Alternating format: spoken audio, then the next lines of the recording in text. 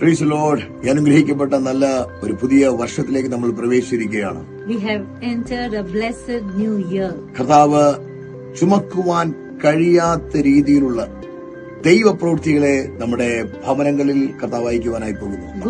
God is going to send miraculous works that you are going to receive beyond your capacity. നമുക്ക് ചുമപ്പാൻ കഴിയുന്നതിൽ അപ്പുറമായിട്ടുള്ള ദൈവപ്രവൃത്തി നമ്മുടെ ലൈഫിൽ ഈ വർഷം ഉണ്ടാകും.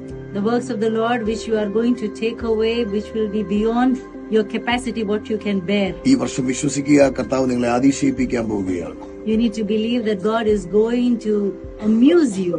പത്രോസ് രാത്രി മുഴുവൻ അധ്വാനിച്ചിട്ട് ഒന്നും കിട്ടാത്ത സ്ഥലത്ത് പെരുത്ത മീൻകൂട്ടം അകപ്പെട്ടു എന്ന് വചനം പറയുകയാണ്. The word of God says Peter labored the whole night, but the same place he got a big catch.